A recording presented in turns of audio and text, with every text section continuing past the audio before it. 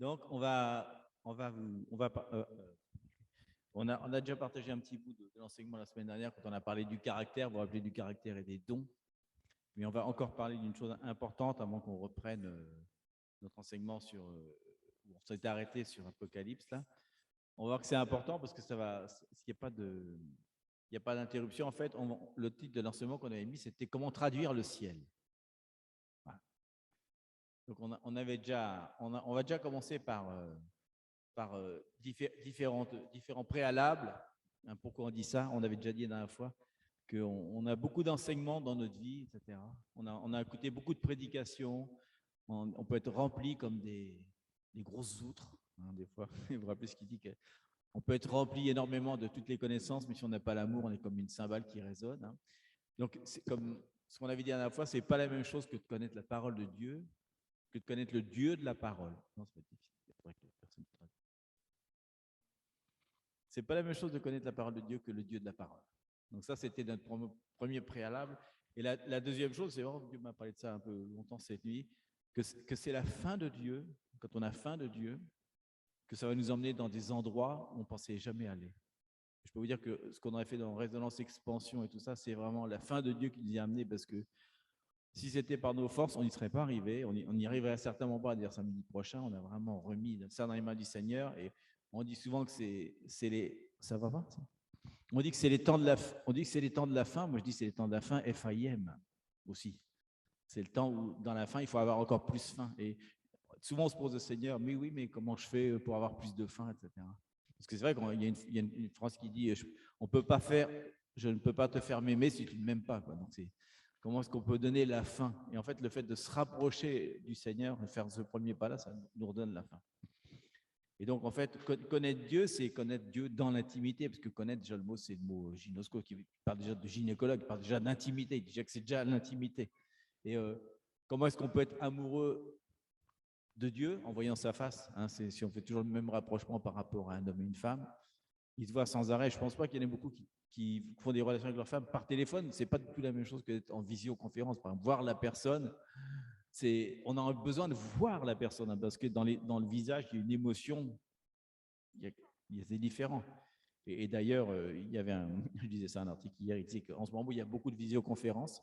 Ceux qui coupent la caméra sont jetés des entreprises. Ils ne veulent pas. Si vous ne mettez pas votre caméra, c'est que vous n'êtes pas impliqué. Donc, ils disent que c'est très, très important d'être connecté si on peut faire ce qu'on veut. Donc, c'est bien de voir le visage de Dieu. Quoi. Et on parle souvent de miracles. En fait, les miracles, ce qu'on voit, c'est un peu l'action de Dieu, c'est ce que font ses mains. Mais ce qu'on a envie de savoir, c'est en fait quel est son visage plus que ses mains, c'est qui il est. Parce qu'on dit toujours, il y avait le fameux bracelet autour des bras, vous vous rappelez, What would Jesus do? Que ferait Jésus, qu'aurait fait Jésus? Mais ce n'est pas aussi intéressant que de savoir comment est Jésus, parce que ce que fait Jésus vient de l'intimité, de qui il est. C'est plus intéressant de savoir qui il est que ce qu'il fait. Hein. D'ailleurs, c'est pour ça qu'il y a le mot adoration et louange. Hein, la louange, c'est quand on dit merci à Dieu ce qu'il a fait pour nous, et l'adoration, c'est merci pour qui tu es.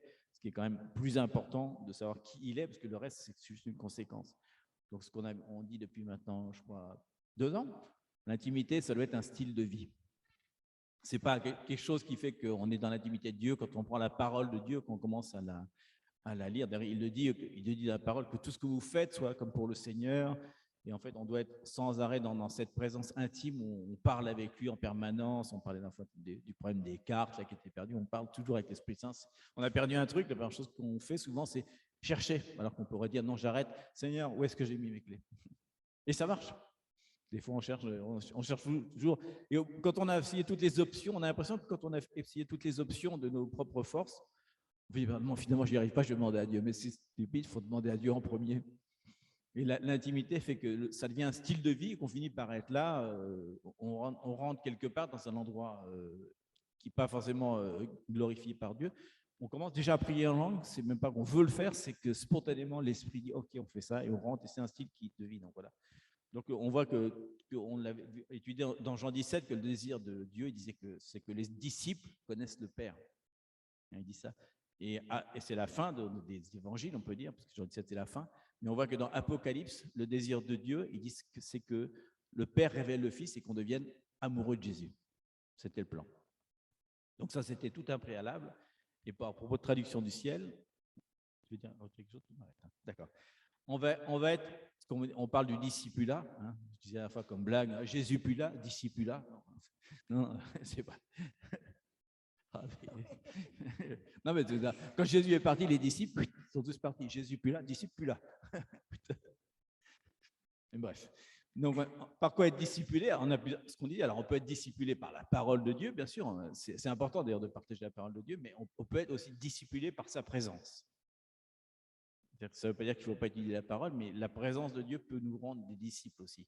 C'est ce qui s'est passé c'est ce qui s'est passé. Les disciples étaient discipulés aussi par la façon dont Jésus mangeait, dont Jésus priait, en plus des enseignements. Donc, on va se baser, tout l'enseignement qui est rapide, va se baser sur 2 Corinthiens 3, 18. 2 Corinthiens 3, 18, on va tout baser là-dessus. Qui dit, c'est une phrase, c'est chanté, c'est des glaces, je pense que tout le monde connaît bien cette parole-là, il dit « Nous tous, qui le visage découvert », tous les mots sont importants, hein, contemplons comme dans un miroir la gloire du Seigneur, nous sommes transformés en la même image, de gloire en gloire, comme par le Seigneur l'Esprit. Donc on va parler de la contemplation, on va parler de la gloire du Seigneur et de la transformation aussi. Donc déjà, le mot contempler, c'est un mot qui est extrêmement répandu dans le Nouveau Testament. En grec, c'est katatrizomai. Ça vient de kata, qui veut dire à travers, hein, catalyseur, tout kata, c'est à travers, oui, pas Catalina. Et optinomai, donc c'est le mot optique, hein, ça vient de optos en fait, ça vient de optique, qui veut dire regarder, voir, laisser voir ou apparaître. C'est pour ça que le mot, on va le trouver dans beaucoup de phrases dans le Nouveau Testament. Par exemple, quand il dit « ils verront Dieu », c'est ça, c'est-à-dire qu'ils le verront, il ne dit pas « ils verront Dieu » au sens spirituel, il dit « ils verront Dieu hein. ». Bienheureux ceux qui amènent la paix. Ouais, c'est l'autre. Bienheureux ceux qui vont voir Dieu, il dit. Donc il ne dit pas voir, ils vont le voir, ils vont le connaître, Dieu. Il dit bien, ils vont le voir. Hein. Et par exemple, il y a marqué quand Dieu apparut dit Dieu apparut à ses disciples, ou Jésus apparut à ses disciples, il dit ce mot-là, il est apparu réellement, quoi, c'est-à-dire qu'il voit à travers quelque chose, hein, comme quelque chose de surnaturel, mais il le voit à travers quelque chose.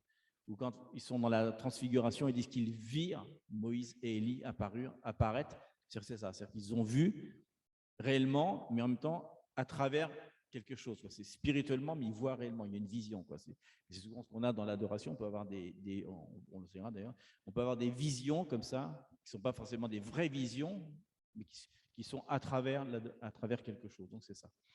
Donc ils disent que nous tous, c'est important qu'ils disent nous tous, il ne dit pas moi qui vois à travers le Seigneur. On va voir que le nous tous, c'est très important aussi. Contempler. Donc, le mot contempler, c'est très important. Donc, la contemplation du Seigneur. Donc, le but du discipulat, ce qu'on a dit tout à l'heure, c'est de faire des petits Christ quelque part. Hein, c'est ce qu'on a dit. Donc, c'est ce que j'ai dit tout à l'heure, c'est pas tellement d'agir comme Christ, c'est d'être comme Christ. Donc, au lieu de se demander qu'aurait fait Christ à ce moment-là, avec le petit bracelet, si je suis Christ, comment je vais faire? C'est comment ressembler à Jésus. Il dit, on est transformé, quand on contemple, on est transformé en la même image. Donc là, il nous donne un principe très important, que le verset puissant, c'est qu'on est transformé en ce qu'on contemple. Donc, on est ce qu'on regarde. C'est ça qu'il veut dire. Hein, vous connaissez l'influence très forte de la publicité, c'est ce qu'ils font. Ils prennent toujours un sponsor. D'ailleurs, je ne sais pas, je pourrais dire que 60% des ventes de Nike, par exemple, Nike, si vous voulez, c'est dû à Jordan. Ils ne sont pas fous. Ils ont dit, Jordan, le grand, c'était au moment où il était célèbre, bien sûr, maintenant ça serait moins intéressant, mais à l'époque, c'était le grand basketteur du monde. Quand il avait ça, les ventes, ils ont mis Michael Jordan qui a fait la pub, le lendemain, les ventes, c'était explosé. Et on voit ça, toutes les publicitaires savent qu'en mettant quelqu'un qui porte la marque ou qui soutient quelque chose, le fait que les gens le contemplent, parce que les gens du monde, ils contemplent ça comme des idoles, ils veulent pas. Oui, mais le monde sait déjà que la contemplation peut transformer les personnes. Les gens ont envie d'avoir les mêmes chaussures que Michael Jordan. Ils ont envie le même chapeau que Michael Jackson, je ne sais pas, peu importe. Donc, c'est ça qu'il dit. Il dit que nous tous, si on contemple, donc le fait de contempler, donc en fait, c'est la clé de David. Il dit d'ailleurs, on rappelle dans Psaume 27,4, il dit, je demande à l'Éternel une chose que je désire ardemment, une chose, il dit bien. Je voudrais habiter toute ma vie dans la maison de l'Éternel pour contempler sa magnificence et pour admirer son temple. C'est le même mot, hein, admirer, contempler. Il dit, je voudrais être là pour contempler parce qu'il avait compris que la contemplation du Seigneur, hein, alors là, on parle, je dis contemplation optique, hein, mais on peut aussi le contempler d'une autre façon. On avait déjà parlé de, c'est pas loin, contemplation, méditation, c'est des mots un peu semblables quand même. Donc c'est ce qui a transformé David en l'homme qu'il est, le cœur de Dieu, ce qu'il a contemplé sans arrêt le Seigneur. Et aussi, on voit dans la parole que l'invisible de Dieu est bien visible, c'est Jésus. Jésus, c'est le visible de notre papa. Donc, tout le temps, Exact. Jésus, à ses disciples, tout le temps, il a dit, si me regarde moi, Si vous regarde voyez. mon Père. Donc, c'est la contemplation de notre papa à travers de Jésus. Et de la même façon, nous aussi, si on contemple à Jésus, à notre Père, à travers le Saint-Esprit, on va être pareil. On va montrer selon ce qu'on contemple, selon ce que nous regarde, c'est ça ce qu'à la fin, on va te convertir. Comme si Dieu c'était Nike et puis Jésus c'est Michael Jordan. Si vous regardez à moi, alors vous allez aimer mon Père. Vous allez avoir envie de porter ce que mon Père il a. Vous avez envie de porter, c'est pas des chaussures, c'est carrément autre chose. Mais c'est vrai. Il dit et en fait Dieu nous a créés avec la capacité de voir et de désirer ce qu'on voit aussi. Hein. Ça peut être mauvais. Hein. Il y a une guerre là-dessus. Il y a une guerre. On va en parler beaucoup de la résonance. Il y a vraiment une guerre de l'image justement. Et donc le truc important, c'est la contemplation. Et ce qu'on contemple, contempler, c'est quelque part sur lequel on laisse son regard fixé assez longtemps. Quoi. Vous avez remarqué que si on regarde une image, si on a une image perturbante, on voit, on tourne les yeux, il ne se passe rien. Mais si on dit, attends, qu'est-ce que c'était quoi? Et là, on contemple, et là, d'un seul coup, il y a un changement. C'est séduire, en fait. C'est une séduction. En fait, la séduction. Ce que j'allais dire aussi, c'est la contemplation, c'est aussi la fascination. Aussi. Ouais. C'est aussi la passion, la fascination, etc. Donc, on est, quand on regarde Jésus, on a envie vraiment d'être fasciné par Jésus. Et c'est un peu on dit souvent ça, la fascination, c'est le carburant de la transformation.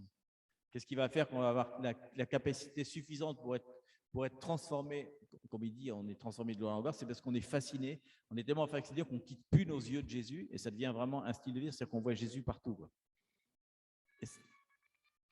Même des choses difficiles ou des personnes, par exemple, si ce sont des personnes difficiles ou des circonstances difficiles, on peut arriver vraiment à demander, parce que en fait, c'est ce que Dieu, un jour quand on étudiait ça, pendant cette semaine, on a regardé et on a dit, le Seigneur nous avait dit, regarde, dans ces circonstances, je suis là aussi. Des fois, on peut penser tout le temps mauvais. L'ennemi peut utiliser des choses, bien sûr. Mais nous aussi, on est parti de ça parce que c'est des mauvaises décisions, des portes qu'on ne doit pas ouvrir, plein de choses. Nous aussi, parce que c'est facile de dire, ah, c'est l'ennemi. Non, mais nous aussi, on a pris des décisions. Mais quand on prend des décisions et on sait notre état, par exemple, simplement on se dit, Seigneur, montre de telles situations. Je sais que tu es là. Qu'on peut regarder, c'est exactement de la même façon, c'est ce qu'on a partagé quand Jésus est dans la tempête. Le bâton, elle est là, mais Jésus est caché, on peut dire, elle dort, mais il est là. Donc, à ce moment, elle vient, elle dit, elle peut arrêter, elle peut nous donner la parole de sagesse en ce moment, elle peut nous donner la vision pour sortir de là, si on a pris une mauvaise décision. Peu importe, mais il faut chercher vraiment dans le milieu de l'obscurité Jésus, parce que c'est Jésus qui a vaincu tout. Donc, c'est de vraiment sortir de là, même quand on est de la ténèbre. Une ténèbre, toujours, on voit que la lumière, elle est là déjà depuis la croix. Donc, c'est de sortir et marcher avec la lumière qui s'est vue. Excellent. Et une des clés, justement, que Dieu nous donne par rapport à la nouvelle génération, justement, c'est qu'il faut mettre des limites à la nouvelle génération. C'est normal, on ne va pas laisser les enfants jouer avec le feu, mais plus que de leur dire ce qui est bien, ce qui n'est pas bien, ce qui est sacré, ce qui n'est pas sacré, c'est de les amener à contempler Jésus, à être fascinés par Jésus. Et quand ils vont être fascinés, le monde ne les intéressera plus. Enfin, on a vécu ça dans l'état adulte, mais on peut le faire avec des enfants, quoi. Et comment ils vont être fascinés et contempler Jésus? Bon, rappelez-vous, il y avait un pasteur qui avait fait ça. Il avait fait une espèce de grosse pile de cailloux comme ça. Et il montrait l'église, c'est ça, petit caillou. Tout le reste, ils sont à l'église très peu, ils sont chez vous. Donc c'est vous qui devez faire. C'est pas nous à l'église qu'on va les changer le dimanche matin. Donc si vous contemplez tous les jours, il voit que ce que vous prêchez ici, vous le faites à la maison. ils vont dire, ah ok, il y a vraiment un style de vie et quelque chose, ils vont vouloir faire la même chose. Donc il faut leur montrer Jésus, il faut leur partager la beauté de Jésus, et c'est vraiment ça, quoi. Et c'est une des clés justement qui va nous aider, parce que en plus les nouvelles générations sont encore plus influençables par la vue, hein, à cause des médias, etc. La vue a pris une dimension qu'elle n'aurait pas dû avoir théoriquement. L'écoute a disparu, la lecture a disparu, par contre la vision, donc oui, les écrans, etc. Donc, il faut s'en servir. On peut les fasciner par Jésus. Il suffit juste de leur proposer d'autres choses. On sait que quelqu'un qui achète un journal, toujours, il regarde la rubrique des chiens écrasés, tout ce qui va mal, etc. Mais il va pas, c'est pas son premier truc d'aller voir qu'est-ce qui va bien dans le monde, qu'est-ce qui s'est passé. J'ai envie tout de suite de savoir ce qui. Là, on est un peu, oui, il y a un peu, mais nous, justement, on change. Le style de vie, c'est que nous, on change. On a envie de voir les bonnes nouvelles, pas toujours les mauvaises. Et une autre application, c'est dans Matthieu 13, 44, quand il parle du royaume des cieux. Il dit que le royaume des cieux est semblable à un trésor caché dans un champ. Et l'homme qui l'a trouvé le cache, et dans sa joie, il va vendre tout ce qu'il a et achète ce champ. Donc la joie qu'on a quand on découvre la beauté de Jésus, c'est comme un trésor. Justement, d'un seul coup, on va tout sacrifier, on va tout donner, tout vendre, et on va considérer, c'est ce que dit, vous rappelez, on va le lire peut-être Philippiens, tout ce que le monde estime, tout ce que le monde pense qui est juste, ça nous devient comme un bazoura, un déchet, quoi. Oui, quelque chose, une poubelle, je ne sais pas comment dire. On pourrait dire ça, quoi. Quand on considère la beauté de Jésus, on a envie de vendre tout ce qu'on a, parce que c'est la seule chose qu'on a envie de garder. D'un coup, le reste du monde est plus intéressant. Pas de vendre maintenant. Non, je n'ai pas dit vendre. Attention. Vendre spirituellement. Oui, vendre spirituellement. oui, Vendre, etc. Ça veut dire qu'il y a une réorganisation de nos priorités, quoi. Nos priorités sont réorganisées. Et donc, on va le lire parce que c'est intéressant. C'est dans Philippiens 3, 7 à 10. Mais on ne va pas tout lire. Il dit, mais ces choses qui étaient pour moi des gains, je les ai regardées comme une perte à cause de Christ. Et même, je regarde toutes choses comme une perte à cause de l'excellence de la connaissance de Jésus-Christ, mon Seigneur, pour laquelle j'ai renoncé à tout, et je les regarde comme de la boue, afin de gagner Christ et d'être trouvé en lui, non avec ma justice, celle qui vient de la loi, mais avec celle qui s'obtient par la foi en Christ. La justice qui vient de Dieu par la foi. Vous voyez ce qu'il dit là, c'est fort, hein, parce qu'il écrit en prison en plus. Hein. Il dit que d'un seul coup, il dit quelque part, je suis content d'être en prison. Il dit ça, parce que je suis persécuté par Christ, donc je sais la récompense. Il connaît bien le sermon, hein, heureux celui qui est persécuté à cause. Okay. Donc il dit, je vais réorganiser mes priorités d'un seul coup, même dans la circonstance. Lui, c'est vraiment un style de vie qu'il a. Qu'il soit battu, qu'il soit même dans le bateau quand il va couler. Il y a autre chose qui s'est passé, il a tellement été convaincu, même s'il l'a vu directement, hein, c'est bien sûr très fort. Voilà, c'est très fort, quoi. Et il dit dans 2 Corinthiens 3, au début, vous vous rappelez, il dit que de tout ce qui est le visage découvert. On va partir un petit peu là-dessus. Voilà. Donc, il essaye justement d'expliquer à l'Église, dans 2 Corinthiens 3, 18, là, que lorsque Moïse est descendu de la montagne, il a dû se couvrir le visage parce qu'il brillait. Mais il a dit qu'il était forcé de se couvrir. Il dit, nous, le visage découvert, parce que la gloire que Moïse a eue en rencontrant Dieu sur la montagne est bien inférieure à la gloire qui habite en nous. Donc, il dit que maintenant, on peut le faire à visage découvert, parce que c'est à l'intérieur. Donc, c'est intéressant. Il dit qu'il a vu le Dieu face à face, quand la montagne a tremblé, donc il y a une espèce de gloire sur lui. Mais après, la gloire est à l'intérieur de nous. Donc, la gloire, justement, on va parler sur ce thème-là, justement. La gloire, c'est quoi? C'est la manifestation visible du Dieu invisible. On dit souvent que sa gloire s'est manifestée pendant un endroit, parce que le Dieu invisible qui vit en nous, en fait, manifeste sa gloire extérieure. On dit aussi que c'est un poids de gloire, c'est quelque chose qui pèse. Et il dit ça, il dit dans Colossiens 1, 27, Dieu a voulu faire connaître quelle est la glorieuse richesse de ce mystère parmi les païens, à savoir Christ en nous, l'espérance de sa gloire. Donc voilà, il continue un peu son texte, que le visage découvert, parce que la gloire, elle est plus à l'extérieur, elle est à l'intérieur de nous. Et on peut manifester la gloire du Seigneur, mais il le dit bien, en contemplant le Seigneur. Il dit que la contemplation amène la connaissance et que d'un seul coup, la gloire peut sortir de nous. Donc c'est intéressant. Donc ça veut dire que le fait que Dieu habite en nous par le Saint-Esprit, c'est la garantie qu'on va pouvoir manifester la visibilité de Dieu à partir du monde invisible. C'est intéressant. C'est pour ça que c'était hier, je crois, ou avant-hier, dans la prière du matin. Je crois que c'était hier. Dieu nous a montré le lampe. Nous, on est le lampe, on est le phare. Normalement, nous sommes la lumière. Mais des fois, on peut avoir le lampe, la mèche, mais s'il n'y a pas vraiment le feu, ça ne sert à rien. C'est exactement comme ça. C'est la lumière. Qui aimait la lumière? C'est le Saint-Esprit. Des fois, la parole dit qu'on peut contrister le Saint-Esprit aussi. Donc, elle est là. Attristé. Pardon. Attrister le Saint-Esprit. Donc, c'est justement d'avoir sa relation intime, de réagir rapidement parce qu'on se trompe tous les jours. Ça c'est un truc de nous aussi, d'être vraiment cohérent à ce qu'on partage ici, parce que nous aussi, on est dans ce travail de construction, de vraiment rester cohérent à ce qu'on partage dans notre vie quotidienne, que ce soit un style de vie. Donc, le plus important, c'est de savoir que le Saint-Esprit est en nous et qu'il est toujours ouvert à nous pardonner.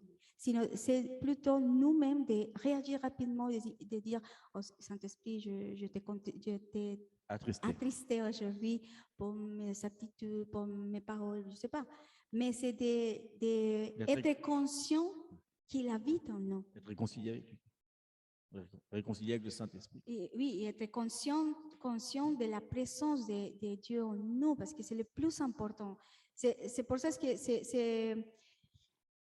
c'est bien de connaître toute la parole et tout, c'est bien, mais si je ne connais pas vraiment à mon Dieu, à mon Père, bah, c'est pareil, ça ne sert à rien. Donc, c'est une lampe. C'est comme cette lampe. Elle est bien, on sait qu'il y a la lumière, mais il n'y a pas la lumière. Donc, nous serons comme ça. Donc, l'idée, c'est justement d'avoir cette intimité et d'être conscient de l'adoration. L'adoration, ce n'est pas simplement chanter. Et là, on doit changer exactement ce concept, la conception de l'adoration. L'adoration, c'est tout ce que je suis. Tout ce que je suis. Parce qu'en fait, on est créé avant. On a dit qu'il y a mis tout. Il n'y a pas de choses nouvelles en nous. Ce sont déjà en nous. C'est de vraiment être d'accord et de contempler sa présence afin que lui nous allume. Et après, on va être témoignage de lui, de sa présence, au milieu de nos familles, au milieu de nos vies quotidiennes. On est en construction tous les jours. On n'est pas parfait. Et là, c'est une chose qui est vraiment, je fais l'accent là-dessus, parce qu'il y a des personnes qui confondent être vraiment bien aligné et tout, à un travail continu avec le Saint-Esprit. On n'est pas parfait, jamais. Le seul parfait, c'est le Seigneur. Mais si on se laisse conduire par lui, il commence à changer des choses en nous et il viendra d'une façon naturelle. Et la lumière, ce sera naturel. Comment ça? On allume, on allume avec l'électricité et hop, la lumière soit. La lumière fut.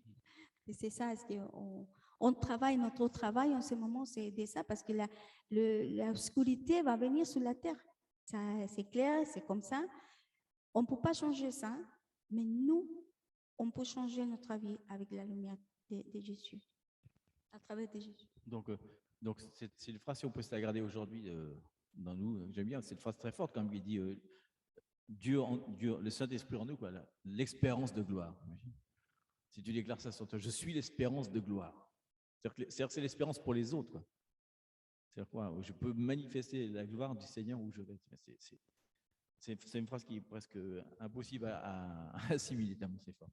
Et il dit au début, vous avez vu la phrase, comment elle commence? Il dit « nous tous ». C'est très fort ça, parce que il dit que quand on contemple tout seul chez soi, dans son intimité, la beauté du Seigneur, c'est pas aussi fort que nous tous.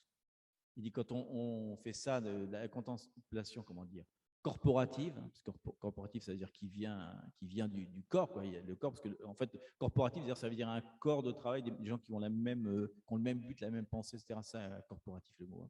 Quand on contemple corporativement comme un corps la beauté de Jésus, par exemple, pendant l'adoration ou pendant l'enseignement ou n'importe quoi, ou la conversation, parce que c'est un style de vie, du coup, il y a quelque chose de plus grand qui se passe. Il y a des choses, comment dire, des toits, enfin, je sais pas comment dire, des choses qu'on n'arrive pas à briser tout seul, par exemple, et peut-être que le fait d'être ensemble, le fait qu'on soit en communauté, c'est un des mystères de la parole, justement, un des mystères dont parle Paul, c'est un mystère que quand on est en contemplation, en communauté, c'est une contemplation différente où spirituellement, il y a quelque chose qui se passe. Donc, c'est important de se réunir et de se réunir juste pour contempler le Seigneur, pourquoi pas, juste pour adorer, juste pour être ensemble et partager ce qu'on a reçu. Quand on commence à témoigner de la beauté du Seigneur, il y a une espèce d'exaltation. Je pense que c'est un peu comme Jésus et Jean dans les ventres. Il y a comme s'il y avait l'esprit qui est en moi, qui est le même que celui de mon voisin. Enfin, c'est le même, mais ouais.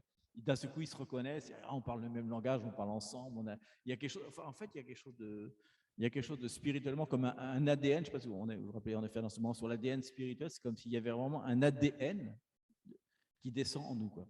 Donc c'est vraiment très très très fort qu'ils disent ça, nous tous qui contemplons, quoi. Donc ça c'est fort.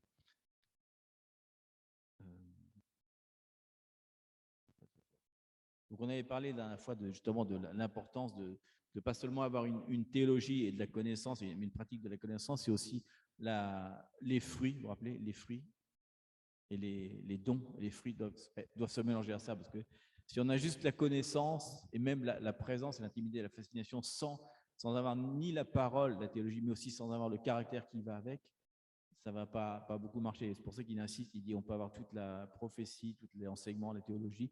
Si on n'a pas l'amour, on raisonne. Le caractère n'est pas. C'est creux. C'est creux. Et la connaissance de Dieu, c'est quand même une connaissance qui découle de l'amour, quoi.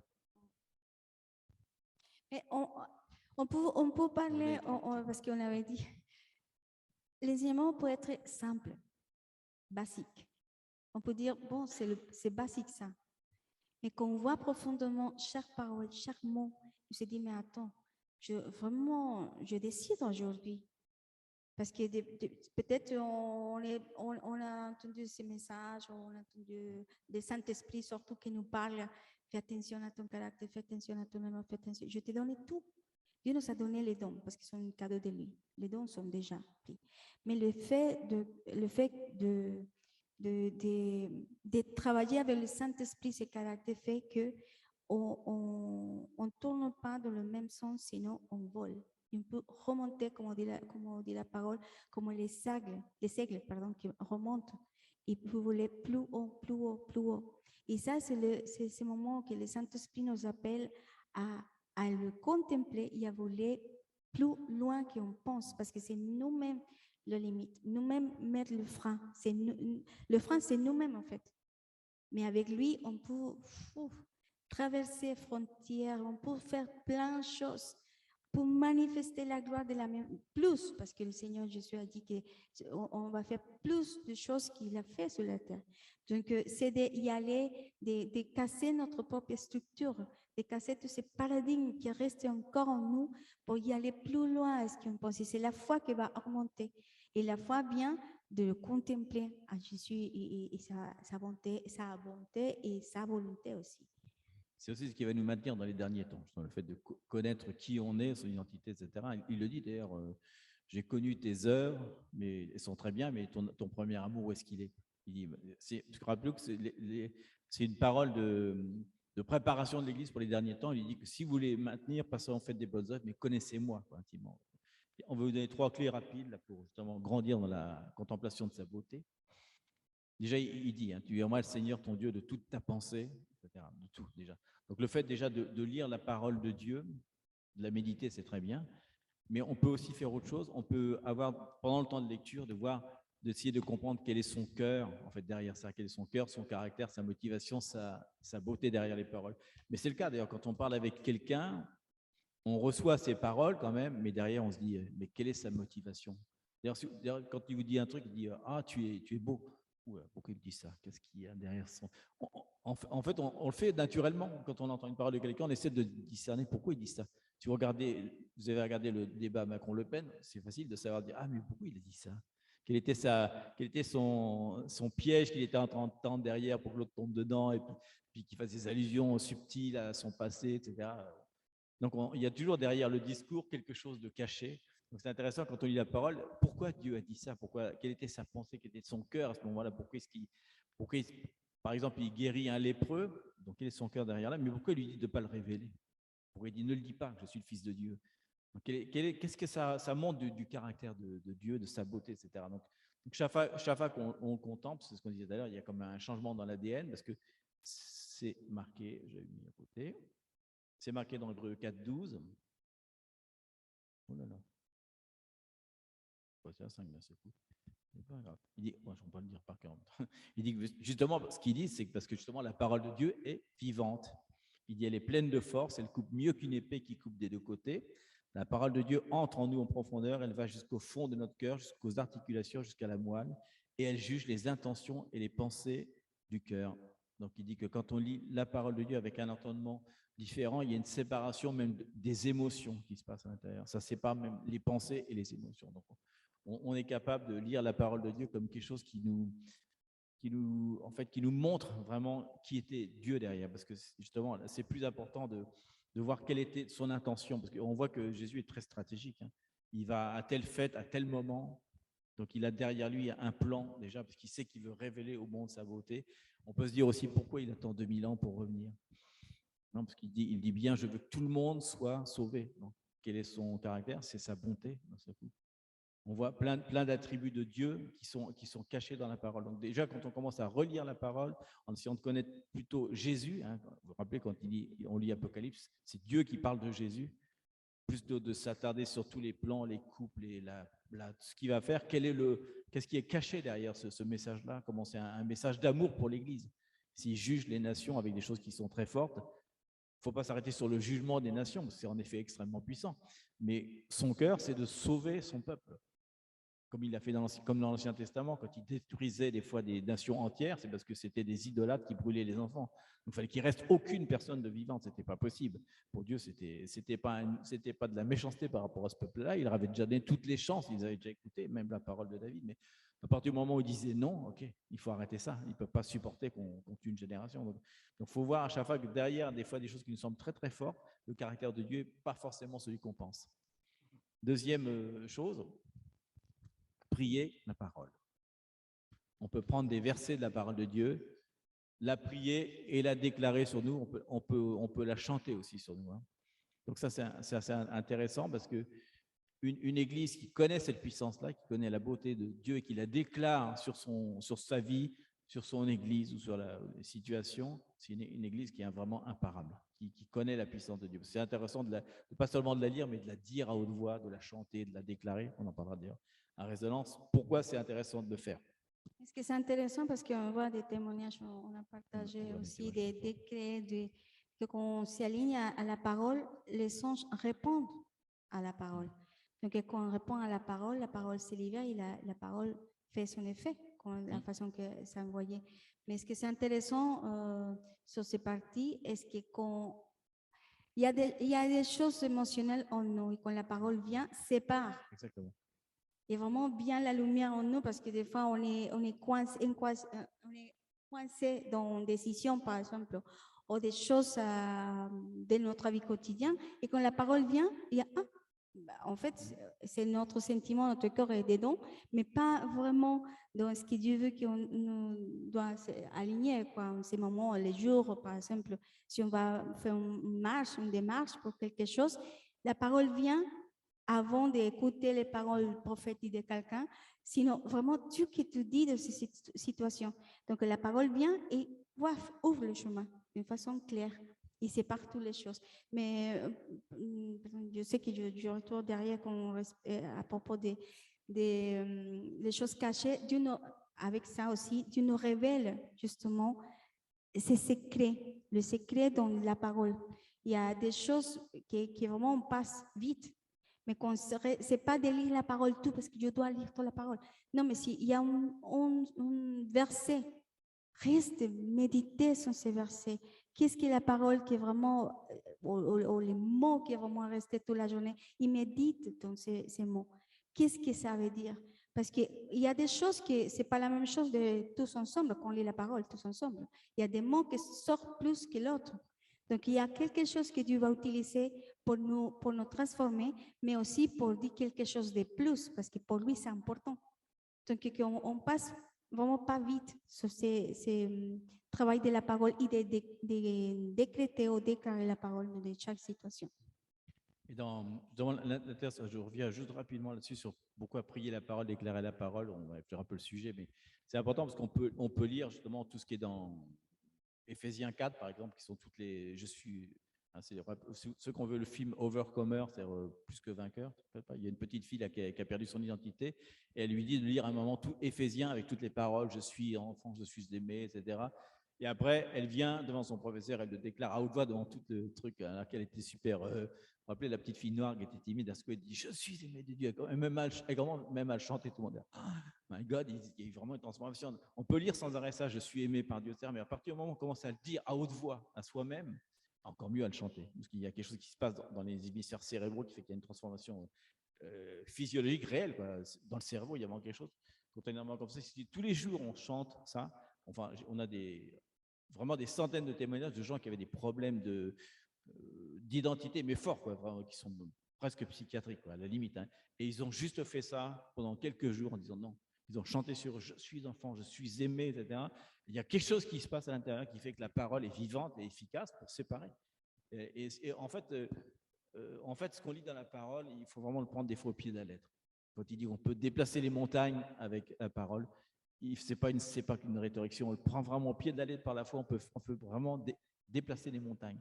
Il n'y a pas besoin de 3 ans de suivi psychologique pour des fois changer quelque chose en une semaine. Quoi. Juste, il faut la prendre la parole telle qu'elle est. Il faut vraiment, il le dit, elle est faite pour être déclarée, pour être chantée, pour être priée. Mais c'est avec persistance. Si on le fait tous les jours, à chaque fois qu'on a une pensée mauvaise, on ne peut pas avoir de pensée en même temps dans le cerveau.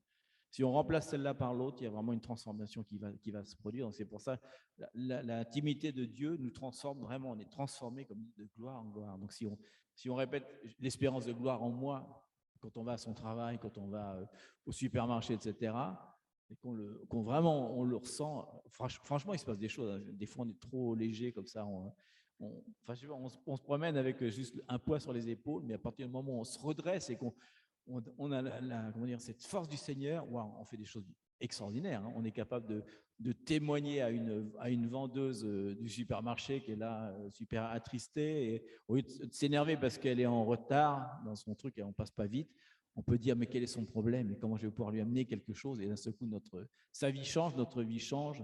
Et on fait vraiment, c'est plus what would Jesus do, c'est carrément quand on est Jésus, on fait plus que ce que fait Jésus, on est par notre intensité. Donc c'est important que la parole ne soit pas morte, ce n'est pas juste quelque chose qu'on lit, mais qu'on voit derrière autre chose, la beauté du Seigneur et qu'on puisse la déclarer. Et c'est pour ça que quand on disait une fois avec Domi, je sais qu'on lui disait Domi, bah, tu n'es pas vraiment de la parole parce qu'elle commence à réagir. Et c'est vrai, hein. Quand on ne lit pas la parole, ce n'est pas de lire la parole parce qu'on peut répéter la parole religieusement, ça ne sert à rien. Oui. Mais vraiment de dire Seigneur, aide-moi à que ces paroles entrent profondément en moi, qu'elles vivent en moi. Et des fois, on parle avec Domi et réagir, bah, comme nous tous, on peut réagir et dire, ah, il n'y a pas vraiment l'intimité, qu'est-ce qui se passe? Parce qu'il y a des choses qui passent dans nos vies. Quand on n'est pas dans l'intimité, notre réaction, c'est différent à ce qu'on partage, à ce que le Seigneur nous dit. Mais ce n'est pas de juger, simplement de dire, ouais, j'ai besoin plus de manger. Parce qu'on ne mange pas bien, on est malade dans l'estomac, c'est pareil. Donc là, c'est justement de faire ça. Oui. Et troisième chose, j'insiste vraiment là-dessus, on en a déjà parlé, il y a une bataille pour nos yeux, il faut la combattre. Ça, il faut la combattre, il ne faut vraiment pas se dire non, ce n'est pas important, c'est peut-être le numéro 1, number one. Vraiment. Numéro 1, parce que Babylone veut vraiment nous enivrer. Hein, il le dit, hein, la Babylone, elle veut nous enivrer, nous saouler. Et quand on est sous, hein, vous savez, quand on est sous, on est complètement, on ne voit plus rien, on ne fait plus rien, on perd la tête, on fait n'importe quoi, et même ça quitte la faim. C'est-à-dire que enfin, l'alcool, c'est un poison en plus, donc on est empoisonné. Donc on peut dire que ce qu'on vit, les images, et si on regarde selon l'âge qu'on a et ce qu'on a vu et ce qu'on a un truc, on voit qu'on a été vraiment empoisonné depuis qu'on est né. Donc maintenant, on est conscient de ça, donc on fait vraiment très attention. Il faut vraiment créer un système de sécurité, hein, quelque part, pour nos yeux spirituels et naturels, et les deux aussi. Hein, vous vous rappelez, Job, il dit, j'ai fait un pacte avec mes yeux. Hein, et vous vous rappelez, Jésus dit aussi par rapport au désir de femme, il dit, seulement regardez une femme, vous avez déjà péché. Donc il nous dit, attention, les yeux sont la lampe de votre cœur, il dit carrément. Donc c'est vraiment, il y a vraiment une bataille en ce moment pour les yeux. Et on voit d'ailleurs que pourquoi justement pourquoi autant les écrans, etc., qu'est-ce qu'il attaque dans la génération? C'est vraiment les yeux. Il attaque les yeux, ce qu'il voit, et plus on voit, et plus on répète les images rapidement, plus c'est scientifique par contre, c'est trop d'informations, ça au niveau du cerveau, ça fait un effet d'endormissement. Il y a vraiment une espèce d'endormissement. Et on peut le voir, hein, si on regarde si regardez la télévision pendant 5-6 heures dans la journée, après essayer de lire un article de journal, essayez de le commenter, votre cerveau il est complètement perdu. On a besoin de, si on veut que notre intelligence, et on vous rappelle ce qu'on faisait à l'école, c'était vachement bien, il y avait vraiment des dissertations. Maintenant, écrire sur une petite phrase de 5 lignes, on vous demandait de faire 3 pages et demie. Maintenant, les mecs, ils font 3 lignes et demie, puis ils ne savent déjà plus quoi dire. Parce que leur cerveau est tellement annihilé par trop d'informations qu'ils ne savent plus réfléchir. Il y a une espèce de désinformation, trop d'informations, puis l'information, c'est ce que Et la pornographie est vraiment ouverte. La pornographie, c'est vraiment ça, c'est beaucoup d'images rapidement. Ouais. Et ce qui fait que d'un seul coup, il y a le cerveau est... Bien sûr, oui. Il dit que oui, beaucoup d'adorateurs sont attaqués, bien sûr, par la pornographie. Non, mais des violeurs aussi, mais même on voit que ce qui a essayé d'attaquer le plus l'Église dans ces 20 dernières années, c'est quand même ça. On voit que tous ceux qui chutent, c'est toujours par rapport à ça, quoi. Et bien sûr, les violeurs sont tous à 100% accros à la pornographie. Parce que les décisions qu'on prend aussi sont en rapport aussi avec ce qu'on regarde aussi. Mais c'est le truc très bien, c'est que si on regarde et on est fasciné par Jésus et par tout ça, ça veut dire qu'il y a une transformation, comme il dit, on est transformé de gloire en gloire à son image. Donc c'est un super message d'espoir, je trouve, parce que c'est pas si compliqué que ça de dire non. C'est pas compliqué. Les images viennent pas comme ça sur nous. On peut très bien décider d'arrêter de regarder ça et de juger. Et l'autre chose, enfin, je termine là-dessus pour moi en tout cas, c'est important de voir la beauté de Jésus dans les autres aussi. Ça, c'est aussi quelque chose qui nous change. Si on voit ça, parce que finalement connaître Jésus, bon, c'est bien là, mais quand on regarde les autres, la personne, c'est un fils de Dieu et le Saint-Esprit en elle. Donc si on regarde la personne, on doit voir la beauté de Jésus en cette personne. Donc déjà contempler les autres dans cette attitude-là, nos frères et sœurs, ça aussi, il le dit à un moment que si vous aimez nos frères et sœurs, vous ne pourrez plus pécher. C'est fort, moi je trouve ça c'est clé, elle est vraiment, j'avais jamais prêté attention, mais c'est fort. Justement, pour garder les yeux, il y a tellement, tout est ouvert, les écrans sont ouverts, tout ce qu'on regarde, et la violence aussi. La violence vient de regarder, il y a tellement de choses violentes dans les écrans, les films et tout, qu'à la fin, on va finir, on recommence dès les choses qu'on voit. Il y a des femmes et des couples qui se tuent l'autre, et on va reproduire ça sans faire exprès, hein, bien naturellement, et on commence à agresser l'autre. Donc, vient aussi de la violence. Et aujourd'hui, c'est de plus en plus, parce que l'ennemi utilise absolument tout derrière de tous les films, de tout ce qu'on voit. Donc, c'est de faire attention, de demander à Dieu vraiment qu'il garde nos yeux, qu'il nous garde notre façon d'être. Et on va conclure. On va conclure là-dessus. Et la conclusion, quand même, par rapport à ce qui vient justement maintenant, c'est encore notre cher Paul qui dit dans 1 Corinthiens 13-12, il dit « Aujourd'hui, nous voyons au moyen d'un miroir, d'une manière obscure, mais alors nous verrons face à face. » Il parle de plus tard, donc de maintenant. « Aujourd'hui, je connais en partie, mais alors je connaîtrai comme j'ai été connu. » Alors, c'est intéressant de savoir que, bien sûr, ça nous paraît un peu bizarre de fois à la fois, qu'il dit « Nous voyons au moyen d'un miroir », mais nous, on pense aux miroirs tels qu'on les voit maintenant, mais les miroirs à l'époque, c'était des miroirs faits avec de l'airain, donc c'est du bronze, quoi. Donc c'est très, très mauvais, quoi. Un miroir à l'époque, c'était vraiment...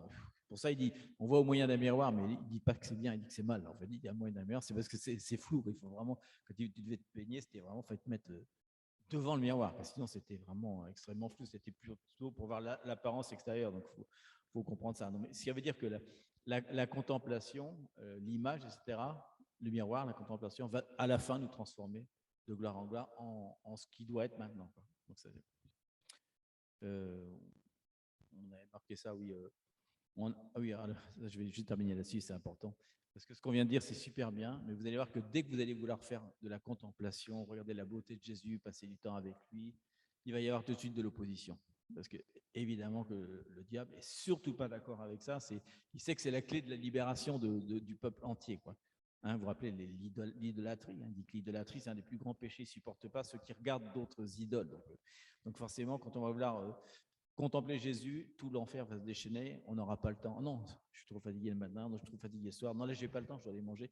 Il y aura toujours une excuse pour ne pas le faire. Parce qu'il sait qu'à partir du moment où on va commencer cette habitude, de lire la parole, de contempler la parole, d'essayer de connaître Jésus intimement, il va y avoir plein d'excuses pour pas qu'on ait le temps de le faire. Et pourtant, on trouve toujours du temps quand on est amoureux de quelqu'un pour l'appeler à 3 heures du matin, 4 heures du matin, etc.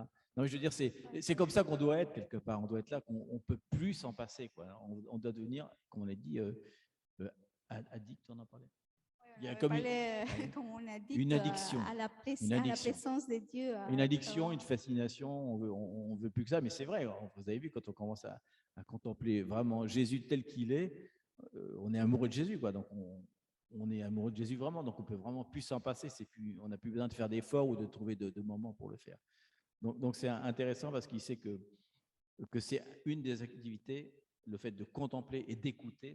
Pour moi, c'est vraiment ensemble, le fait d'écouter et de contempler, c'est deux activités très très fortes qui nous transforment. Il le dit de gloire en gloire. Donc on veut tous être, on lit tous quand il dit soyez transformés dans vos pensées. Hein. Il dit, vous vous rappelez de transformation, il dit en fait comme le papillon après le truc. Si on veut vraiment être transformé, etc., il y a des moyens très simples, c'est qu'il faut écouter autre chose, voir quelque chose d'autre. Et déjà, si on fait déjà ces deux activités régulièrement, on va avoir vraiment une transformation de nos pensées.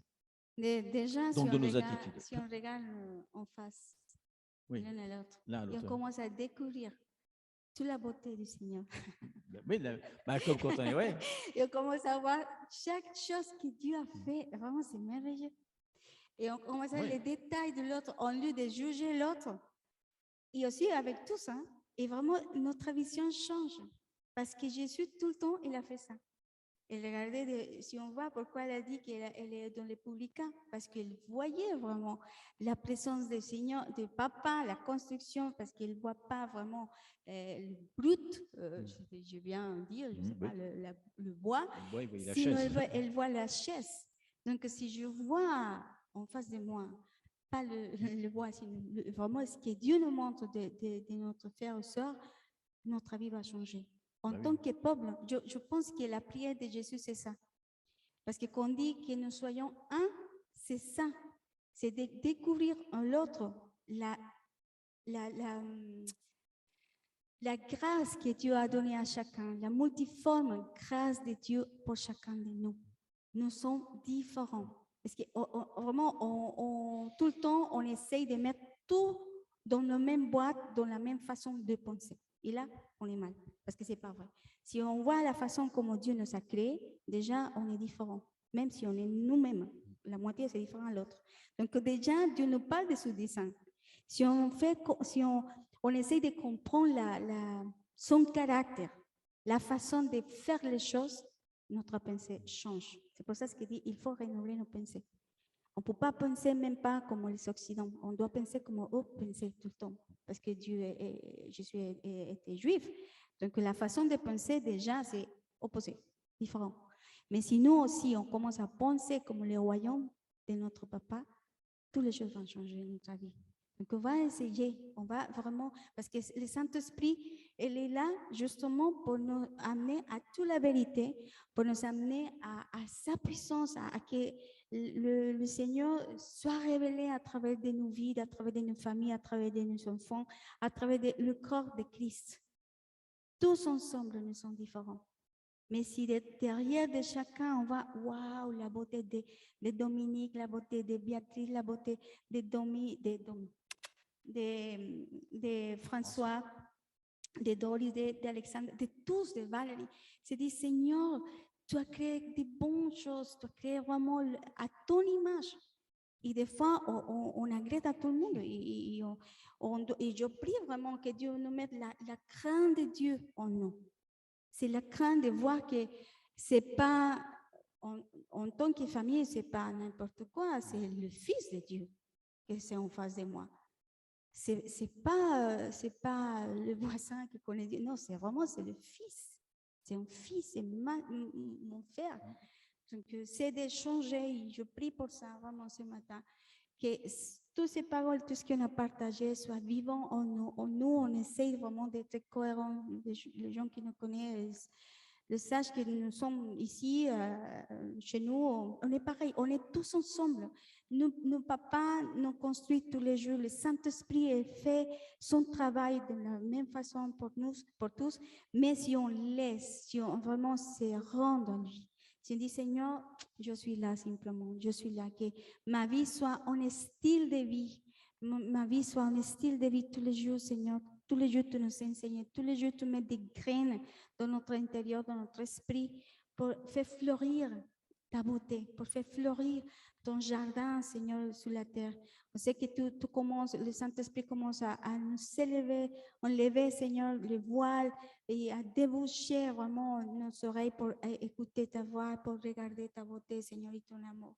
Je prie pour ça, Seigneur, que vraiment le gain de la parole soit révélé en nous, Seigneur. Merci, Papa. On te bénit ce matin. Seigneur, merci. On voit vraiment ton cœur derrière tout ça, Seigneur. On voit comment Zaché qui trahissait ton peuple, tu as voulu manger avec lui, Seigneur, comme Matthieu qui faisait la même chose. Tu lui as dit, je ferai un disciple avec toi. Tu vas parler carrément, tu vas être celui qui raconte ma vie, Seigneur. Tu as dit à Pierre qui avait mauvais caractère, Seigneur, tu vas évangéliser les hommes. Tu as dit à Judas, tu vas me trahir, mais je vais te donner pourtant un rôle dans mon royaume, Seigneur. Merci parce que toi, tu vois vraiment derrière les choses. Ton cœur, justement, c'est la miséricorde, Seigneur. C'est l'amour. Tu vois autre chose que les yeux primaires voient, Seigneur. Aide-nous, Seigneur, justement, à discerner les choses à ta façon, Seigneur, à être tel que tu es, à vouloir avoir ce que tu as, Seigneur, à vouloir parler comme tu parles, Seigneur, et à regarder ce que tu regardes, Seigneur. Merci de développer, Seigneur, en nous, Seigneur, toute cette spiritualité, Seigneur, qui ne demande qu'à sortir, Seigneur, et à combattre la chair, Seigneur, à combattre toutes ces choses-là qui nous empêchent d'arriver dans notre position, Seigneur. Merci parce que tu as donné des paroles, Seigneur, des fois il y a 10 ans, il y a 20 ans, Seigneur, elles vont s'accomplir maintenant. C'est le temps, Seigneur, de l'accomplissement des choses, Seigneur, parce que tu vas faire de nous l'espérance de ta gloire, Seigneur. Tu veux te manifester maintenant, Seigneur. Tu veux devenir visible au monde entier, Seigneur. C'est pour ça qu'il va y avoir des signes et des prodiges, Seigneur. Alors, aide-nous, Seigneur, à être participants de ton royaume, Seigneur, en connaissant ta face.